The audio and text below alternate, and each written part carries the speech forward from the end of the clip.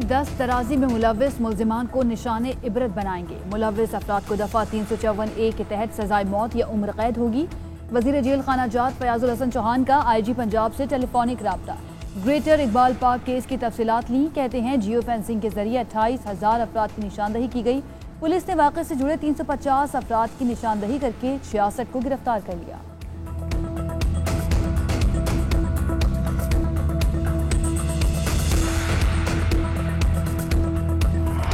چین کا پاکستان سے گوادر واقعے کی تحقیقات کا مطالبہ۔ چینی سفارت خانے کی گوادر میں خودکش حملے کی مذمت۔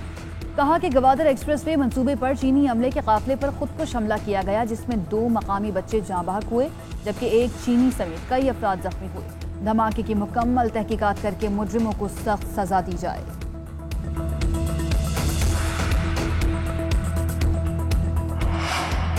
Chairman Peoples Party Bilawal Bhutto کا چینی شہریوں کو مکمل سیکیورٹی فراہم کرنے کا مطالبہ۔ کہا حکومت پاکستان میں موجود چینی شہریوں کے تحفظ پر چینی حکومت کے خدشات دور کرے۔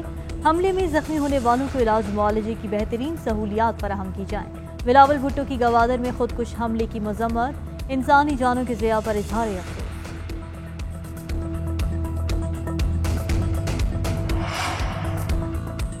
کیا اپوزیشن لیڈر شہباز شریف ایک مرتبہ پھر گرفتار ہوں گے؟ نیب نے شہباز شریف کو ایک بار پھر بلا لیا۔ راولپنڈی میٹرو منصوبے میں احسن اقبال کے بھائی کو ٹھیکہ دینے پر نیب آفس طلبی۔ کانٹریکٹ دینے کا کوئی ریکارڈ موجود نہیں۔ فائل میں لکھا ہے کہ شہباز شریف نے کانٹریکٹ دینے کا کہا، معاملہ پیپرا رولز کی خلاف ورزی قرار۔ شہباز شریف کا 24 اگست کو راولپنڈی میں نیب آفس پیش ہونے کی ہدایت۔ افغانستان میں حکومتی ڈھانچہ کیا ہوگا واضح نہ ہو سکا۔ طالبان رہنما مدعا عبدالغنی برادر قندھار سے کابل پہنچ گئے۔ طالبان کا کہنا ہے کہ افغانستان میں عبوری حکومت کا منصوبہ نہیں ہے۔ افغانستان میں جمہوری طرز کی حکومت نہیں ہوگی۔ ظالمانہ برتاؤ اور جرائم کے واقعات پر طالبان کا احتساب ہوگا۔ کوئی طالب امن و امان خراب کرے گا تو اس کی تحقیقات ہوں گی۔ شہریوں کی داڑھی ہو یا نہ ہو، ہمیں اس سے کوئی غرض نہیں۔ امن و امان میں خلل ڈالنے اور جرائم پیشہ افراد کے خلاف سخت کارروائی ہوگی۔ سیرگاہوں میں لوگوں کو معمول کے مطابق آنے جانے کی اجازت ہے۔ ملا ضعیف نے کہا کہ افغانوں پر مشتمل حکومت بنائیں گے، طالبان نہیں۔ امریکہ کی سوچ میں تبدیلی آئی ہے۔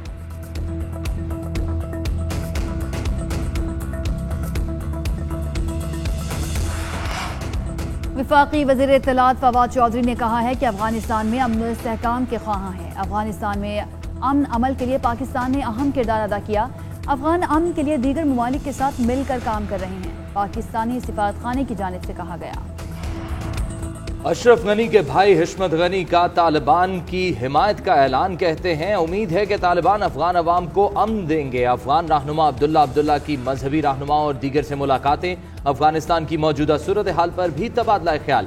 گلبدین حکمت یار کی بھی کابل میں افغان رہنماؤں سے ملاقات۔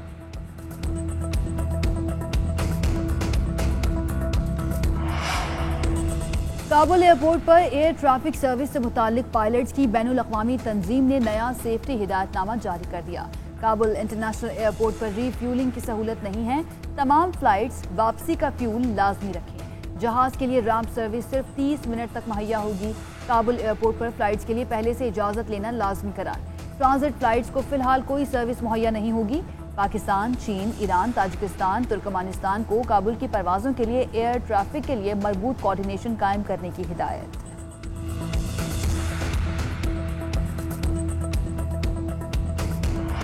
افغانستان میں حکومتی ڈھانچہ کیا ہوگا واضح نہ ہو سکا۔ طالبان رہنما مدعا عبدالغنی برادر قندھار سے کابل پہنچ گئے۔ طالبان کا کہنا ہے کہ افغانستان میں عبوری حکومت کا منصوبہ نہیں ہے۔ افغانستان میں جمہوری طرز کی حکومت نہیں ہوگی۔ ظالمانہ برتاؤ اور جرائم کے واقعات پر طالبان کا احتساب ہوگا۔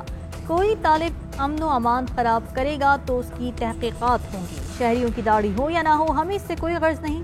امن و امان میں خلل ڈالنے اور جرائم پیشہ افراد کے خلاف سخت کارروائی ہوگی۔ سیرگاہوں میں لوگوں کو معمول کے مطابق آنے جانے کی اجازت ہے۔ ملا ضعیف نے کہا کہ افغانوں پر مشتمل حکومت بنائیں گے، طالبان نہیں۔ امریکہ کی سوچ میں تبدیلی آئی ہے۔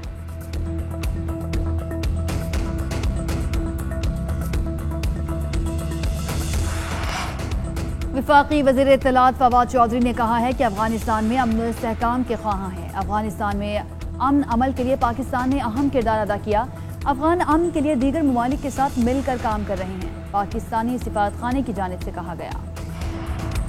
اشرف غنی کے بھائی حشمت غنی کا طالبان کی حمایت کا اعلان، کہتے ہیں امید ہے کہ طالبان افغان عوام کو امن دیں گے۔ افغان رہنما عبداللہ کی مذہبی رہنماؤں اور دیگر سے ملاقاتیں، افغانستان کی موجودہ صورتحال پر بھی تبادلہ خیال۔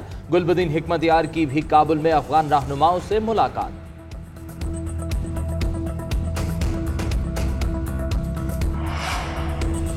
Kabul airport per air traffic service سے متعلق پائلٹس کی بین الاقوامی تنظیم نے نیا سیفٹی ہدایت نامہ جاری کر دیا۔ کابل انٹرنیشنل ایئرپورٹ پر ری فیولنگ کی سہولت نہیں ہے، تمام فلائٹس واپسی کا فیول لازمی رکھیں۔ جہاز کے لیے رامپ سروس صرف 30 منٹ تک مہیا ہوگی۔ کابل ایئرپورٹ پر فلائٹس کے لیے پہلے سے اجازت لینا لازمی قرار۔ ٹرانزٹ فلائٹس کو فی الحال کوئی سروس مہیا نہیں ہوگی۔ پاکستان، چین، ایران، تاجکستان، ترکمانستان کو کابل کی پروازوں کے لیے ایئر ٹریفک کے لیے مربوط کوارڈینیشن قائم کرنے کی ہدایت۔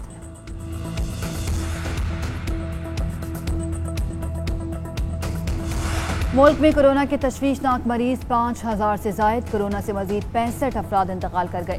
3084 افراد میں وائرس کی تشخیص، مثبت کیسز کی شرح 5.73% رہی۔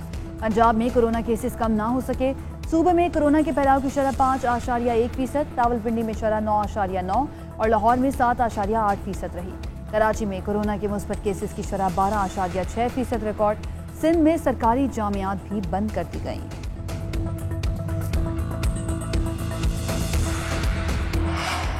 ایک بار پھر تاریخ کی مہنگی ترین LNG خریدنے کی تیاریاں۔ ستمبر میں 2 LNG کارگوز کے لیے PSO کو مہنگی ترین بولی کا سامنا۔ پہلے کارگو کے لیے $25 اور دوسری کے لیے $17.89 فی MMBTU کی پیشکش۔ $25 دنیا کی مہنگی ترین LNG ہوگی۔ PSO نے سستی LNG کا کارگو منسوخ کیا۔ معاہدے کے تحت 5 کارگوز آنا تھے، PSO نے صرف 4 منگوائے۔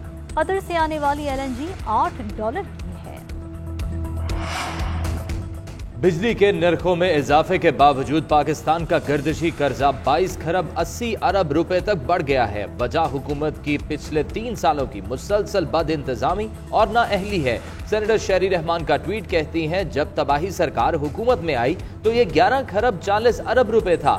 PTI حکومت نے دسمبر 2020 تک ملک کے گردشی قرضے ختم کرنے کا دعویٰ کیا تھا۔ طالبان کو بدنام کرنے کی بھارتی سازش ناکام۔ افغانستان میں منہ کی کھانے کے بعد ہندوستانی میڈیا پھر بے نقاب۔ پرانی ویڈیو کی بنیاد پر طالبان کو بدنام کرنے کی بھارتی کوشش AP نے ناکام بنا دی۔ امریکی نیوز ایجنسی نے ویڈیو کی تحقیقات کر کے بھارتی میڈیا کے دعوے کو جھوٹا قرار دے دیا۔ ویڈیو بنو میں ایک شادی کی تقریب کی نکلی۔ بھارتی میڈیا نے ویڈیو کو طالبان کی فتح کا جشن قرار دیا تھا۔